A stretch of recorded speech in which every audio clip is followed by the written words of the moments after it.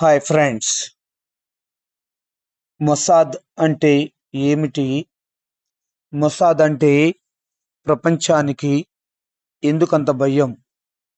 ఈరోజు మన వీడియోలో నేర్చుకుందాం. మొసాద్ అనేది ఇజ్రాయెల్ దేశానికి చెందిన విదేశీ గూఢచార సంస్థ. ఇది రహస్య కార్యకలాపాలు, ఉగ్రవాద నిరోధం, నిఘా సమాచార సేకరణ వంటివి ప్రపంచవ్యాప్తంగా నిర్వహిస్తుంది. శత్రువుల నుండి దేశాన్ని కాపాడటం, లక్ష్యాలను నిర్మూలించటం వంటివి దీని ప్రధాన విధులు. ప్రపంచ గూఢచార సంస్థలలో ఇది అత్యంత శక్తివైనదిగా పరిగణించబడుతుంది. అంతేకాదు, ప్రపంచ గూఢచార సంస్థలలో దీనికి మించినది లేదు అంటే అతిశయోక్తి కాదేమో. అసలు మొసాద్ అంటే ఏమిటి? మొసాద్ అనేది హీబ్రూ పదం. మొసాద్ అంటే సంస్థ లేదా ఇన్స్టిట్యూట్ అని అర్థం. ఓకే, అసలు మొసాద్కున్న బాధ్యతలు ఏమిటి? దేశానికి సంబంధించిన విదేశీ గూఢచార సమాచారాన్ని సేకరించడం, రహస్య కార్యకలాపాలు అంటే కోవర్ట్ ఆపరేషన్స్ నిర్వహించటం, ఉగ్రవాద నిరోధక చర్యలు చేపట్టడం దీని ప్రధాన విధులు. నిర్మాణం: ఇది ఇజ్రాయెల్ ఇంటెలిజెన్స్ కమ్యూనిటీలో ఒక భాగం. దీని డైరెక్టర్ నేరుగా ప్రధానమంత్రికి నివేదిస్తారు. ప్రపంచవ్యాప్తంగా దీని పాత్ర, కార్యకలాపాలు ఉన్నాయి. ఎందుకంటే ప్రపంచవ్యాప్తంగా ఉన్న అన్ని దేశాలలో ఇజ్రాయెల్ యొక్క మొసాద్ ఏజెంట్లు ఉన్నారు. చీమ చిటుక్కుమన్న సమాచారాన్ని ఇట్టే పసిగడతారు. క్షణాల్లో అక్కడి నుంచి అదృశ్యమైపోతారు, లేదా క్షణాల్లో ఎవరినైతే కిడ్నాప్ చేయాలో వాళ్ళు కిడ్నాప్ చేస్తారు, లేదా క్షణాల్లో రెండో కంటికి తెలియకుండా ఎవరినైతే లేపేసేయాలో వాళ్ళని లేపేసి వాళ్ళ స్థానానికి వెళ్ళిపోతారు. That is Mossad. శత్రువుల నిర్మూలన చేయటంలో మొసాద్ది అందవేసిన చెయ్యి. మరి వాళ్ళ టెక్నాలజీ అలాంటిది, వాళ్ళ సమాచార సేకరణ అలాంటిది, వాళ్ళ స్పాట్ ఫిక్సింగ్ ఇస్ అలాంటిది. సో పాలస్తీనియన్ నాయకులు, మాజీ నాజీలు ఇజ్రాయెల్ శత్రువులను విదేశాలలో గుర్తించి అంతం చేయటువంటి కార్యకలాపాలకు ఇజ్రాయెల్ యొక్క మొసాద్ పేరుగాంచింది. ఉదాహరణకు అడాల్ఫ్ ఐచ్మాన్. ఈ అడాల్ఫ్ ఐచ్మాన్ అనే వ్యక్తి ఈయన అర్జెంటీనాలో ఉంటే అప్పుడు యూదుల ఊచకోతలో ఈయన అడాల్ఫ్ హిట్లర్ తర్వాత సెకండ్ వ్యక్తి ఎవరయ్యా అంటే అడాల్ఫ్ ఐచ్మనే. ఈయన అడాల్ఫ్ హిట్లర్ సూసైడ్ చేసుకున్న తర్వాత దిక్కులేక అర్జెంటీనాకు పారిపోయి అక్కడ తలదాచుకున్నాడు. కానీ ముందుగానే చెప్పాను కదా, మొసాద్ ఏజెంట్లు ప్రపంచంలో ఉన్న అన్ని దేశాలలో ఉన్నారు, అన్ని రంగాలలో ఉన్నారు. కాబట్టి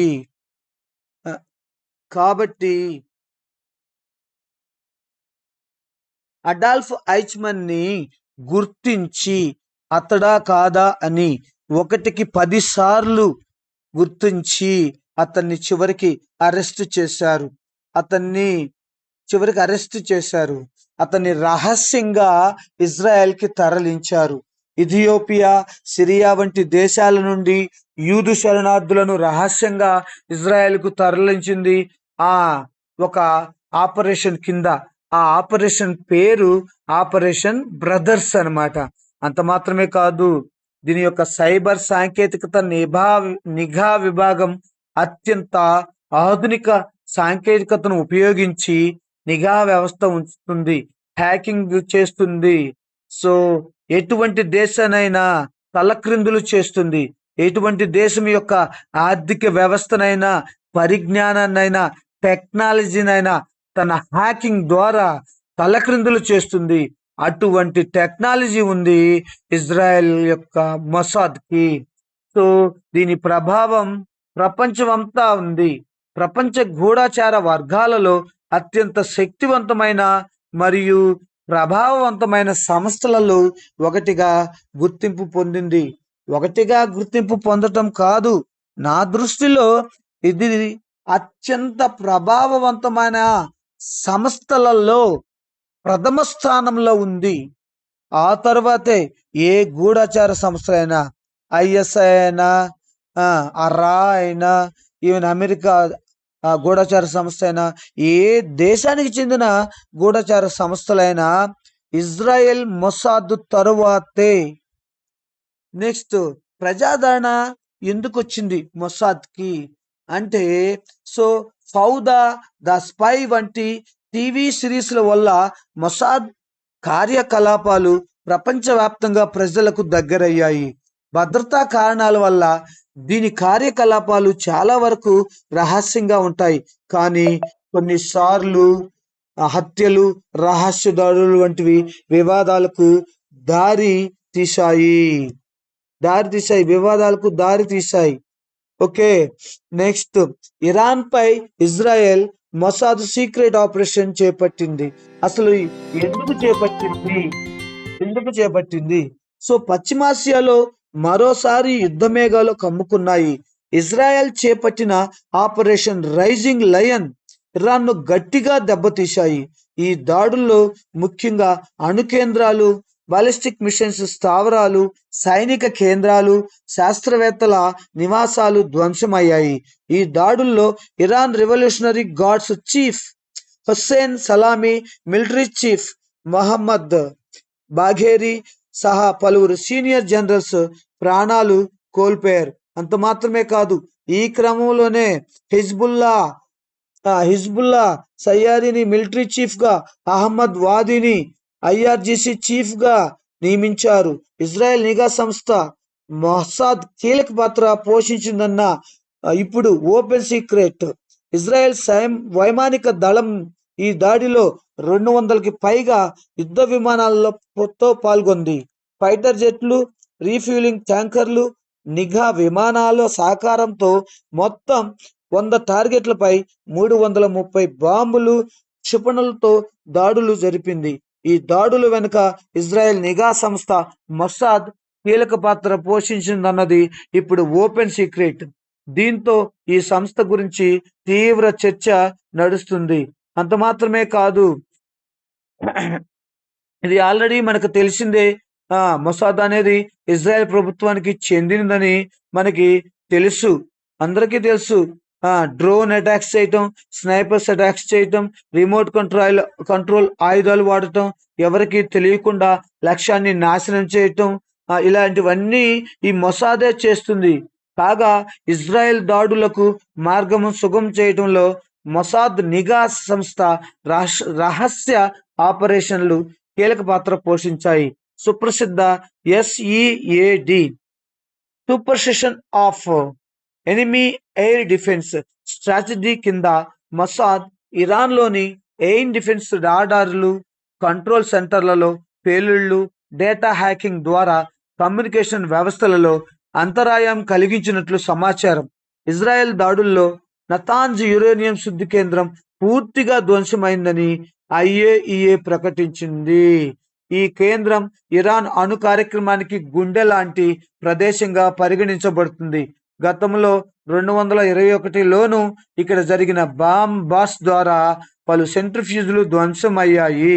రాబోయే రోజుల్లో పశ్చిమాసియాలో ఉద్రిక్తలు మరింత ముదిరే అవకాశం ఉందని చర్చ ఉంది. మనకు తెలిసిందే, 2003 అక్టోబర్ 7న ప్రశాంతంగా పండగ జరుపుకుంటున్నటువంటి ఇజ్రాయెల్ పై పాలస్తీనా హమాస్ ఉగ్రమూకలు బోర్డర్ లైన్స్ ని కట్ చేసి పారాచూట్ల ద్వారా, యుద్ధ ట్యాంకుల ద్వారా, కార్లలో, బండ్ల మీద తుపాకులతో, AK-47లతో వచ్చి పండగ జరుపుకోవటానికి ఒక చోట గుమిగూడిన ఇజ్రాయెల్ యూదులపై విచక్షణ రహితంగా కాల్పులు జరిపారు. ఈ కాల్పుల్లో 1300 మందికి పైగా చనిపోయారు. 1300 మందికి పైగా చనిపోయిన విషయం విదితమే. అంత మాత్రమే కాదు, చిన్న పిల్లల తలకాయలను కోళ్ల తలకాయలు కోసినట్టుగా కోశారు. అంత మాత్రమే కాదు, దాదాపుగా 1300 మందిని కిడ్నాప్ చేసి వాళ్ళ స్థలమైన పాలస్తీనాకు తీసుకెళ్లారు.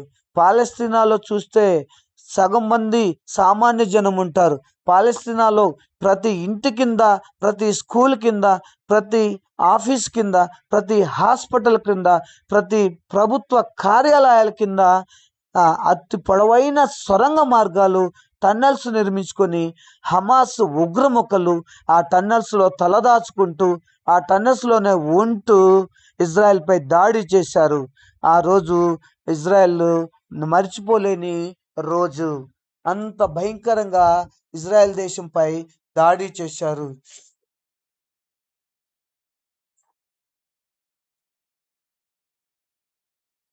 ఒక్క మాటలో చెప్పాలంటే మొసాద్ ప్రపంచాన్ని గడగడలాడిస్తున్న ఇంటెలిజెన్స్ ఏజెన్సీ. ఇది 1949లో ఏర్పాటైంది. అప్పటి నుంచి ఇజ్రాయెల్ రక్షణ వ్యవస్థలో తిరుగులేని రహస్య ఆయుధంగా పరిడవిల్లుతుంది. సో పేజర్లను ఇజ్రాయెల్ హ్యాక్ చేసి దెబ్బతీయటం ఆశ్చర్యకరమే అయినా మొసాదు చరిత్ర తెలిసిన వారికి మాత్రం ఊహకు అందనిదేమీ కాదు. ఆవిర్భావం నాటి నుంచి అరబ్ పోరాటాలతో ఇజ్రాయెల్ బాగా అలిసిపోయింది.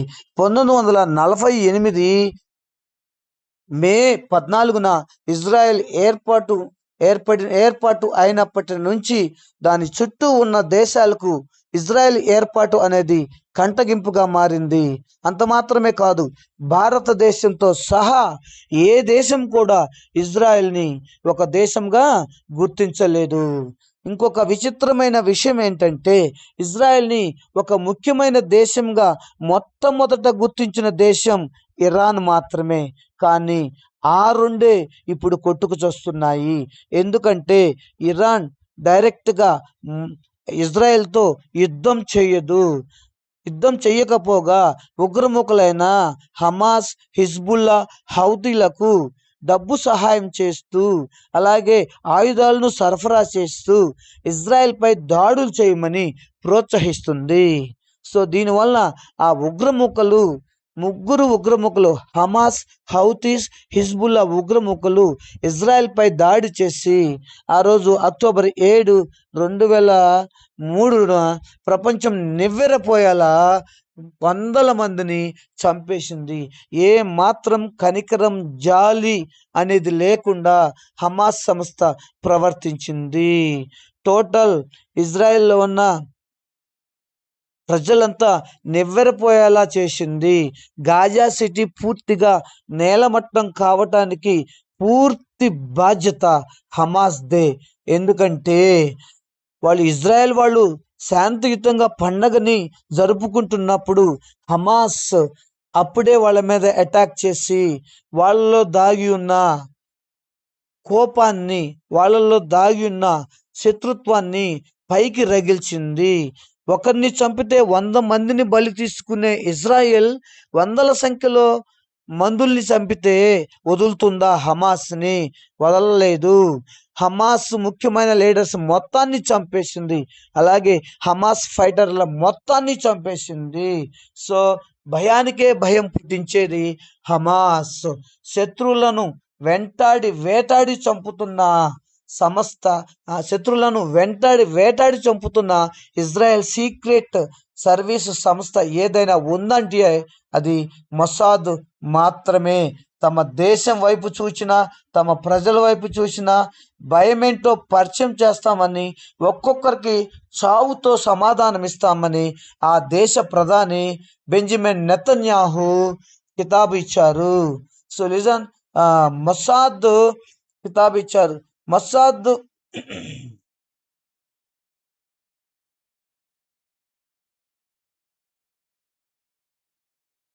ఇజ్రాయెల్ రాష్ట్ర స్థాపనకు ముందు మొసాద్ అభివృద్ధి చెందింది. ఇజ్రాయెల్లోని యూదు ప్రజల రక్షణ కోసం ఒక అండర్ గ్రౌండ్ పారామిలిటరీ సంస్థ రక్షణ అని, హగానా అని పిలువబడింది.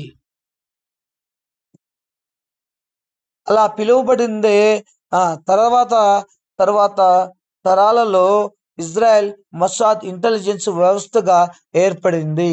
ఇజ్రాయెల్ ఏర్పడిన 1948వ సంవత్సరంలో దాని చుట్టూ ఉన్న 6 ముస్లిం కంట్రీస్ దాని మీదకి ఇజ్రాయెల్ ఏర్పడిన 2 రోజుల్లోనే 6 దేశాలు సామూహికంగా దండెత్తి వచ్చాయి. కానీ ఇజ్రాయెల్ మాత్రం ఏ మాత్రం భయపడలేదు సరికదా. కుక్కల్ని కొట్టినట్టు కొట్టి తరిమి కొట్టింది. 6 దేశాలను 6 రోజుల్లో ఓడించి ఇజ్రాయెల్ తన సత్తాన్ని చాటుకుంది. అంత మాత్రమే కాదు, అప్పటికి అంతగా ఇంటెలిజెన్స్ వ్యవస్థ లేదు. అక్కడ అమెరికా వాళ్ళు వదిలి వెళ్ళినటువంటి మిగతా ఆయుధాలతోనే దాదాపుగా తన చుట్టూ ఉన్న శత్రుముఖులను ఓడించింది. ప్రతిరోజు ఇజ్రాయెల్ యొక్క సర్వైవల్ అనేది దినదిన గండమే, దినదిన ఆయుష్షే. ఎందుకంటే ఇజ్రాయెల్ అనేది ఒక అతి చిన్న దేశం. సో దాని జనాభా ప్రపంచవ్యాప్తంగా చూసుకుంటే 1,30,00,000 నుంచి 1,40,00,000 వరకు ఉండవచ్చు. కానీ ఇజ్రాయెల్లో మాత్రమే చూసుకుంటే 95 లక్షల మంది మాత్రమే ఉన్నారు. ఆ 95 లక్షల మంది ప్రపంచాన్నే గడగడలాడిస్తున్నారు. సో టెక్నాలజీ వాళ్ళదే, పరిజ్ఞానం వాళ్ళదే, వ్యవసాయంలో అందవేసిన చెయ్యి వాళ్ళదే. అన్ని రంగాలలో అతి చిన్న దేశమైన ఇజ్రాయెల్ ఎంతగానో అభివృద్ధి చెందింది. ఈ విషయము ప్రపంచంలో ఏ దేశాన్ని అడుగునా చెప్పకనే చెబుతాయి. That is Israel. Israel means Mossad, Mossad means Israel. మీకు తెలుసు, ఆల్రెడీ విమానాన్ని హైజాక్ చేసి ఉగండా తీసుకెళ్ళి ఉగండాలో దాన్ని యూదులను కిడ్నాప్ చేసి యుగండాలో పెట్టినప్పుడు ఇజ్రాయెల్ ఆర్మీ మరియు మొసాద్ సమాచారంతో ఉగండాలో ప్రవేశించింది. ఆ సమయంలో ఉగండా అధ్యక్షుడు ఉగండా దేశంలో లేడు, వేరే దేశానికి వేరే పని మీద వెళ్ళాడు. సో ఆ సమయంలో ఉగండా దేశానికి వెళ్ళి ఉగండా దేశ అధ్యక్షుడు ఏ రకమైన కారును వాడతాడో అలాంటి కారునే తయారు చేయించి ఆ కారే వేసుకొని విమానం దగ్గరికి వెళ్ళి అక్కడున్న ఉగ్రముఖుల్ని పిట్టలను కాల్చినట్టు కాల్చి వాళ్ళ యూదు జనాభాని రహస్యంగా క్షేమంగా ఇజ్రాయెల్కి తీసుకువెళ్ళింది. అయితే దీనిలో ఒక విచారకరమైన వార్త ఏంటంటే, ప్రస్తుత ప్రధానమంత్రిగా పనిచేస్తున్న బెంజమిన్ నెతన్యాహు యొక్క అన్న ఈ ఆపరేషన్లో చనిపోయాడు.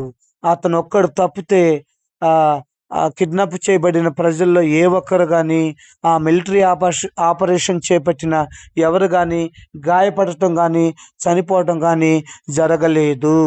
సో ప్రతిరోజు ఇజ్రాయెల్ ఇతర దేశాలతో పోరాడుతూనే ఉంటుంది, లేకపోతే ఇజ్రాయెల్ దేశానికి మనుగడ అనేది ఉండదు.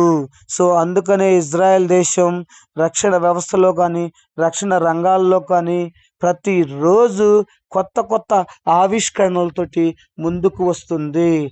That is Israel. సీక్రెట్ సంస్థల్లో కూడా మొసాద్ని మించినది లేదు. That is Mossad.